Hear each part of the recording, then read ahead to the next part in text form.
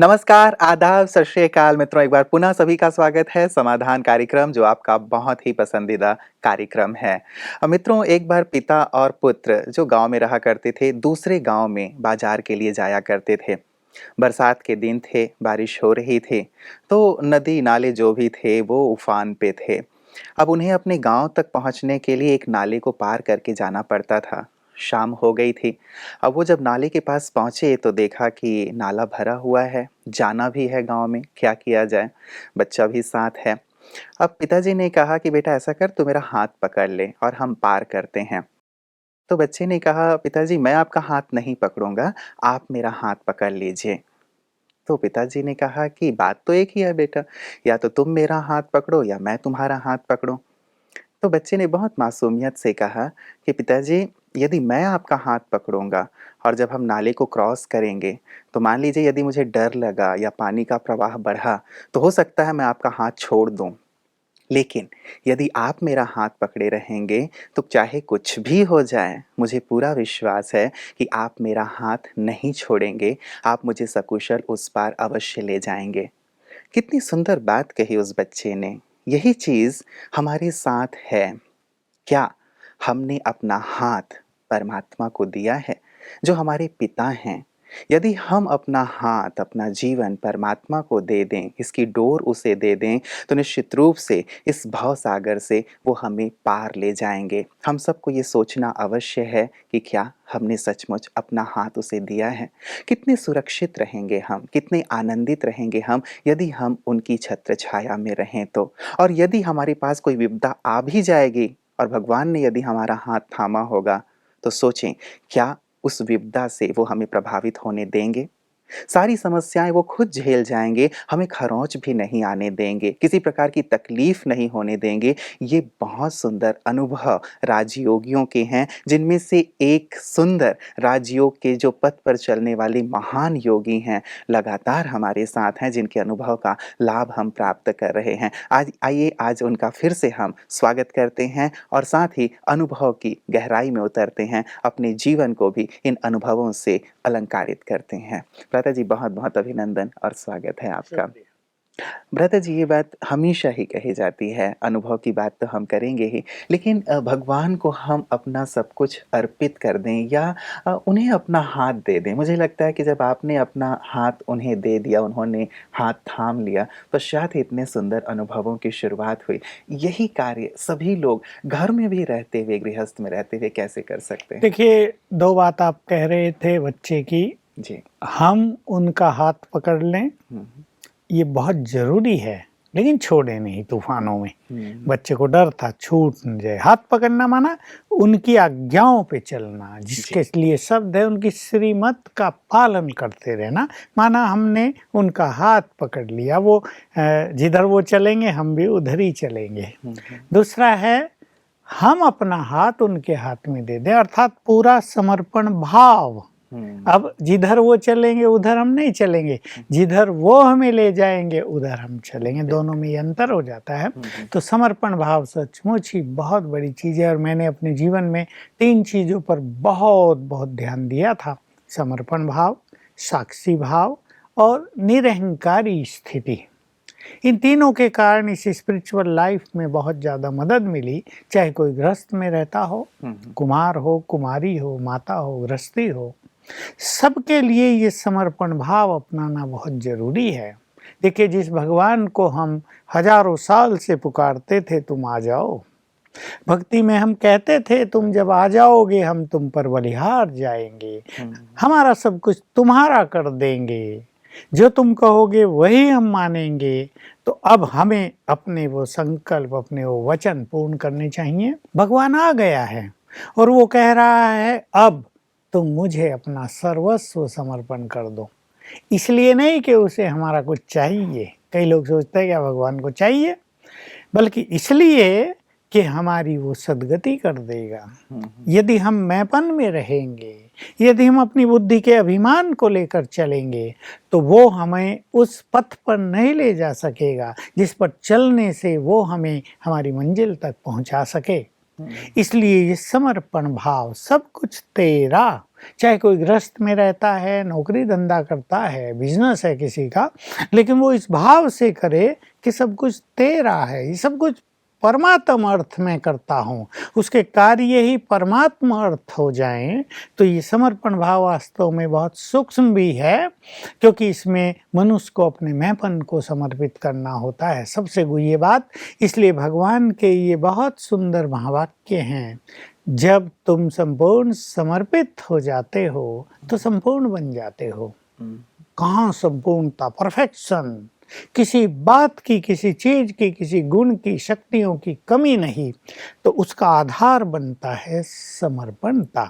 इसलिए जो जहाँ भी रहता है उसे उस परमपिता से समर्पित भाव अपना लेना चाहिए, जो अपना सब कुछ हमें देने के लिए आया है। बहुत सुंदर बात है जी। कल आप कह रहे थे कि आप बार-बार उनका आह्वान किया करते थे और अलग-अलग स्थितियों, परिस्थितियों में उनकी मदद लिया करते थे। तो मैं चाहूँगा कि कैसी-कैसी परिस्थितियों में, कहाँ आपने अपने जीवन में उन्हें इस प्रकार से आमंत्रित किया, निमंत्रण दिया कि प्रभु आएँ और इस परिस्थिति का समाधान करने में मेरी मदद करें? उन अनुभवों को हम ज़रूर सुनना चाहेंगे। पहली चीज़ तो मेरे जीवन में जो एक बहुत सुंदर बात रही कि परिस्थिति आई तो सही, पर मैं उन्हें परिस्थिति मानता ही नहीं था।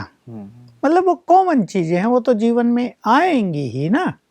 भाई भूख लगी तो भोजन हमें चाहिए, हम कहीं जा रहे हैं, पानी बह रहा है, नदी नाला है, उसे हमें पार करना ही पड़ेगा। हम जंगल से जा रहे, रास्ते में कोई भी जानवर मिलना संभव है। तो मैं अपने लिए एक बहुत अच्छा स्लोगन रखा था, मैं अपने दर्शकों को सुनाया भी है पहले, कि समस्याओं को समस्या मानना ही सबसे बड़ी समस्या है। तो मैं तो ये सोचता था कि जितना बड़ा एग्जाम हमें पास करना है, उतने ही कठिन पेपर भी तो आएंगे ना। जितनी ऊंची चढ़ाई पर हम चढ़ेंगे तो तूफान तो ज़्यादा लगते ही जाएंगे, गिरने का, मरने का भी भय बना रहेगा।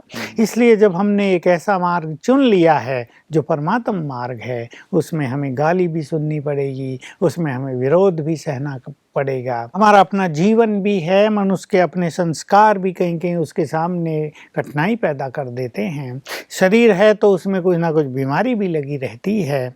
संगठन में रहते हैं तो भिन्न भिन्न तरह के लोगों के साथ रहना होता है, तो आपस में संस्कारों का मिलन करना भी बहुत ज़रूरी है। वो नहीं हो पाता तो टकराव की नौबत आने लगती है। ये सब छोटी छोटी परिस्थितियाँ साधना के मार्ग में मनुष्य को रोकती हैं। मैंने बहुत जल्दी आभास कर लिया था, क्योंकि मैं बचपन से श्रीमद् भगवत गीता बहुत पढ़ता था और भगवत गीता का निष्काम भाव मुझे बहुत प्रिय लगता था। तो मैंने एक लक्ष्य बनाया कि यहाँ पर रहते हुए मान सम्मान की इच्छा से मुझे ऊपर उठ जाना है। ऐसा बन जाना है जैसे मुझे कुछ नहीं चाहिए, जो चाहिए था वो तो मिल गया। जिसको देखने की इच्छा थी उसको जी भर के देख लिया, जिससे सत्य ज्ञान पाने की अभिलाषा थी उससे संपूर्ण सत्य ज्ञान पा लिया। अब क्या देखें, क्या पढ़ें, क्योंकि वो मिल गया जिसको पाने के बाद और किसी की आवश्यकता नहीं रह जाती। तो मैंने समस्याओं को समस्या समझा ही नहीं। मान लो कोई मुझे बुरा बोल रहा है, मेरी निंदा कर रहा है या ग्लानि कर रहा है, तो मैंने इसको सीरियसली लिया ही नहीं। मैं जानता था कि जब मनुष्य आगे की ओर बढ़ता है तो ये सब तो होता ही है। और मैंने ये भी पक्का रख लिया था कि जिसको आगे बढ़ना है उसको सुनना तो पड़ेगा ही, और कमेंट सुनकर अपने श्रेष्ठ पथ को छोड़ नहीं देना है। हम लोगों को पहले पहले क्लासेज करने को मिली। अभी जब हम क्लासेज करने गए, पहली बार गए, तो बाहर जब आए तो लोगों ने कई तरह के कमेंट्स किए। 5-6 लोगों को क्लास करने को दी गई। सबके साथ वही हुआ कि जब वो क्लास करा कर वापस आए तो उनको तैयार बैठे थे, आएगा ये सुनाएंगे। उन्होंने उनको सुनाया। उन सभी ने हाथ जोड़े, भाई हम क्लास व्लास नहीं कराएंगे, लोग बहुत बोलते हैं, हमें इस झंझट में जाना ही नहीं, अपना सुख शांति से रहना है। लेकिन मैंने क्या सोचा कि यही आगे बढ़ने का मार्ग है। अगर वो तुम्हें कह रहे कि अच्छी नहीं कराई तुमने, क्या क्लास कराई, तो मैं सोचता था कल अच्छी कराऊंगा, इन्हें जरूर पसंद आएगी। मैं नहीं सोचता था क्यों बोल रहे हैं, मैं सोचता था ये तो मेरे टीचर हैं, मुझे आगे बढ़ाना चाहते हैं ना। कोई निंदा कर रहा है, धारणा तो कुछ नहीं करते, क्लास बड़ी बड़ी करा देते हैं। मैं सोचता था ठीक है, धारणा भी करेंगे, ये अच्छी बात कह रहे हैं हमें। जितनी हमारे अंदर धारणा होगी, हमारे बोल में उतना ही प्रभाव होगा। कोई गलती कर दी तो मैं सोचता था लोग कह रहे हैं तो मुझे ठीक करना है उसको, तो रुकना नहीं है। ये बहुत अच्छी बात रही और इससे निरंतर आगे बढ़ने का अनुभव प्राप्त हुआ। लिखने की बात आई, किसी को हमारा लेख अच्छा लगेगा, किसी को नहीं लगेगा। उन सब बातों में मैंने सोचा कि आगे बढ़ने का तरीका ही ये है कि लोग कुछ कमेंट्स करेंगे, और ये कॉमन बात है। 10 लोग महिमा कर रहे तो 2-4 लोग ग्लानि भी अवश्य करेंगे। तो मैं जयशंकर प्रसाद की एक बहुत अच्छी बात पढ़ी थी बचपन में, निंदा रस। तो मैं सोचता था जब निंदा करने वालों को रस आता है तो मैं निंदा अपनी सुनूं, मुझे भी रस लेना है। तो जितना सुख महिमा सुनकर मुझे मिलता है, उतना ही सुख मुझे निंदा सुनकर भी लेना है। मुझे इससे अप्रभावित रहना है। तो मुझे वो चीजें लगी नहीं। मतलब एक बात बहुत महत्वपूर्ण हो गई भ्राता जी, ये कि चलिए परमात्मा की मदद तो खैर है ही, लेकिन अपने स्तर पर अपनी सोच को बहुत ऊंचा रखना, अपने लक्ष्य को बहुत ऊंचा रखना, ये भी बहुत ज्यादा आवश्यक है। ये भी ईश्वरीय ज्ञान से ही प्राप्त हुआ ना ऐसा दृष्टिकोण, इसलिए ये भी परमात्मा मदद ही कहलाएंगे। दूसरा जो मैं बात कर रहा था उसके आह्वान की, तो मुझे ये आदत ही हो गई थी और हो गई है कि कहीं मुझे लेक्चर देना है, क्लास करानी है, टॉपिक चाहे कुछ भी दे दिया गया हो, और या मुझे कुछ लिखना है, तो मैं तैयारी करके नहीं जाता। मैं सोचता हूँ मुझे नेचुरल रूप से बोलना चाहिए, जो मेरे अंदर है वो बाहर आना चाहिए। मैं मुश्किल से 1-2 मिनट सोच लेता हूँ कि मुझे ये बोलना है। मैं करता हूँ शिव बाबा का आह्वान बहुत प्यार से कि आ जाओ, और मुझे बिल्कुल सहज अनुभूति होती है कि वो आ गए हैं और उनकी मदद का आभास होने लगता है। जब मैं लिखता हूँ तो मुझे इतनी मग्न अवस्था हो जाती है कि मुझे ये सोचने की ज़रूरत नहीं होती कि मुझे क्या लिखना है, और मुझे ये कमेंट्स मिलते हैं कि जो हमें चाहिए था वो आपने लिख दिया। क्लासेज होती हैं, हजारों लोग सामने बैठे होते हैं, टॉपिक हमें एक दे दिया जाता है। मैं ज़्यादा टॉपिक पे 2-3 मिनट सोचता हूँ, कभी-कभी तो तभी सोचता हूँ जब शुरू में मेडिटेशन होता है। तो मैं बिल्कुल ओपनली बोलता हूँ, तैयारी के बिना बोलता हूँ, तो बाद में सुनने को मिलता है कि हमें जो चाहिए था वही आपने बोला। मुझे तो कहा आपको कैसे पता लग गया कि हम ये चाहते हैं? मैंने कहा मुझे नहीं पता चला, पता उसको है जिसका मैंने आह्वान कर लिया था। तो मैं भी क्लास कराते हुए महसूस करता हूँ कि जो मैं सोचता हूँ वो मैं नहीं बोलता हूँ, कुछ और मैं बोलता हूँ। तो ये बहुत अच्छी ईश्वरीय प्रेरणा से इस तरह के काम होते हैं। अनेक बार शारीरिक बीमारियों में ऐसा होता है कि हम अकेले होते हैं, न कोई दवाई न कोई मदद करने वाला, अब क्या किया जाए? तो मैं शिव बाबा का आह्वान करता हूँ, और आह्वान करते करते वो जो बीमारी है उसका समाधान आ जाता है बुद्धि में। एक बार मुझे बहुत तेज बुखार था, तो चाय दी गई मुझे, मैं चाय पी रहा था। मैं सोचा जो कप है उसको बेड पे ही मैं था, नीचे रख दूं। मैं जैसे ही झुक के नीचे रखने लगा, मेरी कमर की नस चढ़ गई, और नस ऐसी चढ़ी कि मैं वैसे के वैसे ही रह गया। मेरे पास कोई नहीं था, मैं लेट भी नहीं पाऊँ, बैठ भी नहीं पाऊँ, उठ भी ना पाऊँ, जस्ट ऐसे करके मैं लेट गया। मैंने शिव बाबा का आह्वान किया, अब तो कोई नहीं है, न कोई दवाई है यहाँ, क्या ये हो गया है, ये पता नहीं, अचानक हो गया, मुझे कुछ पता नहीं क्या हो गया है। मैंने आह्वान किया, और आह्वान करते करते ही मैं कैसे एक पोस्चर में आ गया जिसको सर्पासन कहते हैं। मैंने दोनों हाथ यहाँ रख लिए और मैं सर्पासन की यानी ये ऊपर उठ गया, और ऐसे ही बैठा, और 1-2 मिनट में मैं ठीक हो गया, वो नशा पे उतर गई। ये बहुत अच्छा एक अनुभव था। मतलब शिव बाबा ने सर्पासन की प्रेरणा दे दी आपको। कैसे नहीं, प्रेरणा क्या, मुझे ये पता ही नहीं चला मैं कैसे उस आसन में स्थित हो गया। आपे ये हो गया जैसे उसने मुझे कर दिया हो, जबकि मेरे से हिला भी नहीं जा रहा था।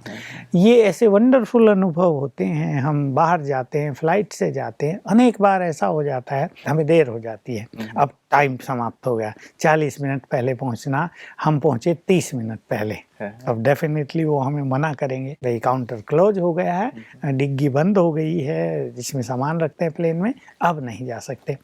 बस मैं तो फट से शिव बाबा का आह्वान करता हूँ कि आ जाओ, और मैं उसे कहता हूँ अब कुछ कर दो तुम ही, क्या करना है तुम्हें वो तुम जानो, और 2-5 मिनट में वो हमें बोर्डिंग कार्ड दे देते हैं, टिकट मिल जाता है। जी। तो ये ऐसे अच्छे अनुभव हुए हमारे साथ, ऐसे केस कम से कम 10 बार हुए हैं, और हमारी फ्लाइट कभी छूटी नहीं। तो ये उसके आह्वान का, उसकी मदद का बहुत सुंदर अनुभव रहता है, क्योंकि अगर हमारी वहाँ फ्लाइट छूटती है, बात पैसे की भी है, बहुत पैसा बेकार जाता है, लेकिन हम फिर जा ही नहीं सकते किसी भी तरह से। अगर दूसरी फ्लाइट वो कब मिले, कितना उसमें खर्च हो, और आगे आगे के प्रोग्राम भी फिक्स होते हैं, जाते ही हमें प्रोग्राम करना है, जी। तो एकदम सबकी बुद्धि बदल जाती है, सहयोग मिल जाता है। तो ये बहुत अच्छे परमात्म आह्वान के द्वारा उसकी मदद के अनुभव तो हर कदम पे होते रहते हैं। बिल्कुल। लता जी, आपने बताया कि आप पहले-पहले जब आए तो आपको किचन में सेवा दी गई थी, और आपने ये भी कहा कि आपको भोजन बनाना आता नहीं था। तो वहाँ पे निश्चित रूप से 19-20 हुआ होगा जब भी हम सीखने की प्रक्रिया में होते हैं तो। तो क्या वहाँ की भी कोई ऐसी घटना, जब कोई बड़ा ऐसा अवसर रहा हो जब आपको भोजन बनाना रहा हो और साथ ही कुछ गड़बड़ हो गई हो और आपने परमात्मा का आह्वान किया हो और सब कुछ ठीक-ठाक हो गया? हाँ, एक बहुत सुंदर अनुभव जो हमारे बहुत सारे भाई-बहनें जानते भी हैं, लेकिन वो था बहुत वंडरफुल। हमारे यहाँ 900 भाई-बहनें आए हुए थे, और ब्रह्मा भोजन का प्रोग्राम था। ब्रह्मा भोजन हम उसे कहते थे जब बड़ी दादियाँ सबके साथ बैठकर भोजन करेंगी। तो उस दिन हमने सिंधी कढ़ी बनाई थी, और हमारे जो साथी थे जो बना रहे थे, उनसे वो जल गई नीचे, और ऐसी स्थिति में नहीं थे कि उसको फेंका जाए, दूसरी बनाई जाए, ना इतना टाइम था। और जब वो तैयार हुई तो उसमें खुशबू की बजाय बहुत बदबू थी।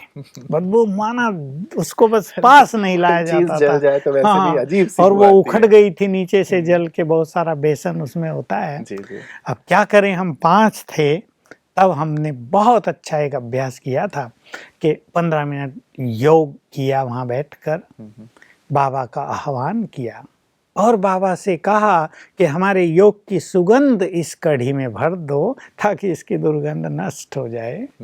और हम इंतज़ार करते थे कि क्या रिमार्क्स आते हैं। जल अच्छी तरह जल गई थी, और दादियों को बैठकर खाना था। मैंने कहा आज इज्जत की बात भी होगी, और वहाँ अगर इसमें बदबू आती है तो दादी कैसा फील करेगी और वो हमें क्या कहेगी।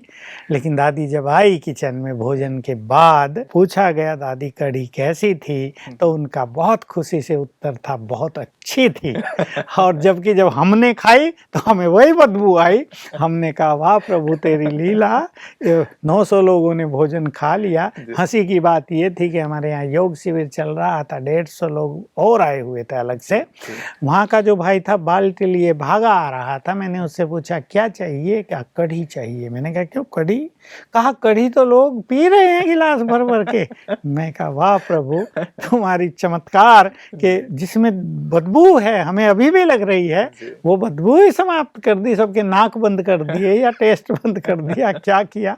ये बहुत सुंदर अनुभव था। इससे हमारे मन में बाबा के लिए बहुत प्यार बढ़ा। हालांकि ये बात बहुत पुरानी हो गई है, 35 साल से भी ज़्यादा पहली है। ऐसे ही अनुभव कि आपने अपने अंदर कलाओं का भी विशेष आह्वान जो किया, वो भी परमात्मा की मदद से किया। तो आज मैं देखता हूँ कि बहुत सारे ऐसे लोग हैं जो चाहते हैं कि नृत्य कला में पारंगत हों, संगीत कला में पारंगत हों, या किसी विशेष फील्ड में पारंगत होना चाहते हैं। तो आपके अनुभव से मैं जानना चाहूँगा कि वो भी कैसे पारंगत हों, आप कैसे पारंगत हुए? हाँ, देखिए बहुत ही अच्छे अनुभव थे हमारे यज्ञ में। पहला जो मेरा अनुभव था, हमारे टोटल इंस्टीट्यूशन में कोई व्यक्ति गीत लिखने वाला नहीं था। जी।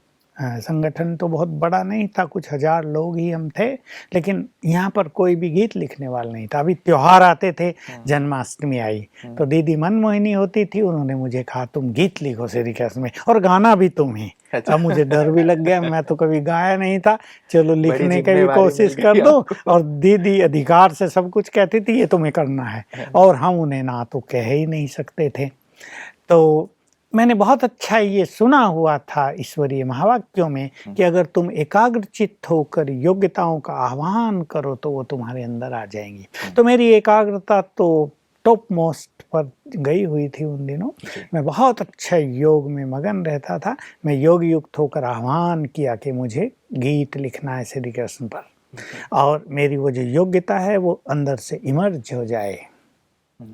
और बस 10 मिनट में मैंने एक सुंदर गीत लिख दिया। दीदी को सुना, कहा वाह तो बड़ा अच्छा, तुम इतना अच्छा गीत लिखते हो। अब बात आई गाने की। मैं कहा दीदी देखो गाना वाना तो आता नहीं। फिर दीदी ने एक टीम तैयार कराई। तो एक दादाजी हारमोनियम बजाते थे, हमने टूटा फूटा उसे गाया, पर एक शुरुआत हुई। उसका फिर मुखड़ा भ्राता जी क्या सुन सकते हैं? नहीं अभी बिल्कुल याद नहीं है, क्योंकि बात ये 40 साल पहले की है। अच्छा, जी। तो फिर गाने की बात आई, कोई गाने वाले नहीं होते, तो हमने एक टीम भी तैयार की और हम गाना भी प्रारंभ करने लगे। कल्चरल प्रोग्राम हम लोग करने लगे। लिखना भी मुझे ही था। उसमें गीत लिखते थे, कव्वालियाँ लिखते थे और डायलॉग्स लिखते थे बहुत अच्छे। ये 3 चीज़ें मैं बहुत जल्दी, मतलब तुरंत तैयार हम कर देते। एक ही दिन में सब तैयारी करके शाम को कल्चरल प्रोग्राम भी कर देते थे, और किचन में भी सेवा हमें ही करनी होती थी। फिर बारी आई लिखने की। ऐसे ही दीदी ने मुझे कहा, मैगजीन हमारी ज्ञानामृत है, उसमें अच्छे लेख चाहिए, तुम तो लिख सकते हो, तुम लिखा करो अच्छे लेख। मैंने इसको दीदी के वरदान के रूप में स्वीकार किया, और ठीक वैसे ही मैंने उस टैलेंट का भी आह्वान किया योग युक्त होकर, कि मेरे अंदर वो है, वो जरा जागृत हो जाए। और पहले ही दिन से मुझे याद है मैंने लेख लिखा था आत्मविश्वास पर। बहुत पसंद आया दीदी को। उन्होंने कहा अभी इसको ज्ञानामृत में भेज दो। तो इस तरह से वो एक योग्यता मिल गई। एक चीज़ भ्राता जी मैं बीच में पूछना चाहूँगा, क्या लगता है आपको कि ये टैलेंट्स आपके अंदर थे या ये ईश्वर की तरफ से आपको सौगात में मिली? जैसे हम अनुभवों की और परमात्मा देन और आशीष की बात कर रहे हैं, तो क्या अनुभूति है मुझे आपकी? ऐसा लगा कि मेरे अंदर ये टैलेंट्स थे कई जन्मों के, और वो एक्टिवेट हो गए, वो जागृत हो गए। लेकिन ये जागृत हुए परमात्म सहयोग से। ऐसे मैं कह सकता हूँ कि हर व्यक्ति के अंदर अनेक कलाएं होती हैं। हर व्यक्ति बाथरूम में गीत गाता ही है। बिल्कुल। गांव की माताएं गीत बनाती हैं, बिना पढ़ी लिखी माताएं गीत बनाकर गाती रहती हैं आज भी। जी, जी। ऐसे ही सबके पास बहुत सारी कलाएं हैं। मान लो कोई सिंगर ही है और वो गा रहा है और सफल नहीं हो रहा है, उसके अंदर वो कला बहुत ज़्यादा है, उसे राजयोग के माध्यम से इस तरह सफल स्वरूप दिया जा सकता है। तो मैं ये कह सकता हूँ, ऐसे बहुत सारी चीज़ें मैंने देखी। तो अगर हम राजयोग में एकाग्र हो जाएं और परमात्म सहयोग को प्राप्त करने लगे, वो कला सीख जाएं, तो हमारे अंदर जो छुपी हुई कलाएं हैं, योग्यताएं हैं, उनको हम बहुत अच्छी तरह विकसित कर सकते हैं, और ऐसी कलाओं को भी अपने अंदर ला सकते हैं जो बहुत थोड़े बीज रूप में है हमारे अंदर। समझो 5% हैं, हम उसको बढ़ाकर 80% तक ले जा सकते हैं। तो राजयोग की बहुत बड़ी एक सफलता है, लेकिन इसमें एकाग्रता बहुत अच्छी चाहिए। तो कैसे करें भ्राता जी? समय भी हमें इजाज़त थोड़ा कम दे रहा है, लेकिन फिर भी मैं चाहूँगा कि ये बहुत ही महत्वपूर्ण प्रश्न है, महत्वपूर्ण बात है आज के दौर में कि लोग चाहते हैं कि किसी भी फ़ील्ड में मास्टरी हासिल करें। राजयोग एक बहुत सुंदर साधन है, जैसे आपने कहा जितनी अच्छी एकाग्रता होगी, परमात्मा की हमें मदद मिल पाएगी। तो क्या प्रोसेस अपनाएँ ताकि वो अंदर छिपी हुई शक्तियाँ या टैलेंट्स जागृत हों और राजयोग कैसे? देखिए, पहले आत्मा पर एकाग्र होना सीखें। आत्मा ज्योति स्वरूप है, बस जैसे हम अपने स्वरूप को विजुअलाइज करने लगे, 1-1 मिनट से इसको प्रारंभ करें और बढ़ाकर 2 मिनट, 3 मिनट, 5 मिनट तक ले चलें। कुछ अच्छा चिंतन भी हो और एकाग्रता भी। 2 चीज़ों को हमें एकाग्र करना होगा, मन और बुद्धि। बुद्धि थर्ड आई है और मन पावर ऑफ थॉट है। तो मन में सुंदर विचार उठें, बुद्धि उस स्वरूप को देखती रहे। तो आत्मा पर एकाग्र होना बिल्कुल सहज होता है। आत्मा के बारे में चिंतन चलता रहे और आत्मा के स्वरूप को हम देखते रहें, तो हमारे अंदर अनेक योग्यताएं विकसित होती रहेंगी। फिर हम जिस तरह की योग्यता को हमें जागृत करना, उसके संकल्प करेंगे कि ये योग्यता मेरे अंदर है, मेरी बुद्धि में समाई है, अब ये जागृत हो जाए। तो हमारे आह्वान पर वो योग्यता जागृत हो जाएगी। ये छोटा सा अभ्यास, लेकिन किसी को लंबा समय करना पड़ेगा, किसी को 7 दिन में सफलता हो जाए, किसी को 21 दिन में, किसी को 6 मास में। तो क्या भ्राता जी इसके लिए भी जैसे आप समस्याओं के लिए बताते हैं कि समस्याओं के लिए 21 दिन का योग करें, क्या इसकी जागृति के लिए भी कोई विशेष समय निश्चित कर लें? 21 दिन एक समय निश्चित करके 1 घंटा रोज योग किया जाए, तो बहुत ज़्यादा सफलता प्राप्त होगी। और साथ-साथ प्रैक्टिस भी की जाए। प्रैक्टिस भी की जाए। जी, जी। लता जी बहुत-बहुत शुक्रिया, बहुत सारी बातें अभी जाननी हैं और मैंने ये भी सुन रखा है कि आपने जब गीत लिखे हैं और बहुत सारे गीत जो विद्यालय के हैं आपने लिखे हैं और गाए भी हैं, तो कल हम चाहेंगे कि आपकी मधुर आवाज़ में हम कोई गीत ज़रूर सुनें और साथ ही योग को किस प्रकार आपने शुरू किया और कैसे बढ़ाया, ये भी विद्यालय के भाई-बहनों के लिए बहुत आवश्यक रहेगा इस अनुभव को भी जानना। आज के सुंदर प्रकाश और अनुभव के लिए लता जी बहुत-बहुत आपका शुक्रिया। मित्रों मैं लगातार एक बात कह रहा हूँ आप लोगों से कि सचमुच अनुभव हमें बहुत ज़्यादा संबल प्रदान करते हैं। कई बार हमें ऐसा लगता है कि शायद मैं नहीं कर पाऊँगा, शायद मैं वहाँ तक नहीं पहुँच पाऊँगा, योग की वो गहराई शायद मेरे पास नहीं आ पाएगी या ईश्वरीय मार्ग शायद हमारे लिए नहीं है, हम तो संसार में हैं, बहुत सारी बातें हमारे साथ लगी रहती हैं, भगवान को याद करना वो कहाँ हो पाएगा, भगवान ही हमें याद कर ले। नाना प्रकार की बातें हम करते हैं, सोचते हैं और कई बार जो चीज़ें संभव भी होती हैं, उन चीज़ों को हम नहीं करते अपनी सोच के कारण। लेकिन जब हम ऐसे सुंदर अनुभव सुनते हैं और देखते हैं कि जब एक व्यक्ति वहाँ तक पहुँच सकता है, ईश्वर के इतने नज़दीक जा सकता है, अपने अंदर के सारे गुणों को विकसित करके संसार में एक सुंदर अहम रोल अदा कर सकता है, तो मैं क्यों नहीं कर सकता? अनुभव की यही एक ख़ासियत है, यही एक विशेषता है और सुंदर अनुभव प्राता जी हम तक पहुँचा रहे हैं। इन सुंदर अनुभवों को कल भी हम सुनेंगे और साथ ही उनकी मधुर आवाज़ में एक गीत भी सुनेंगे। आप बने रहिएगा हमारे साथ समाधान कार्यक्रम में। नमस्कार।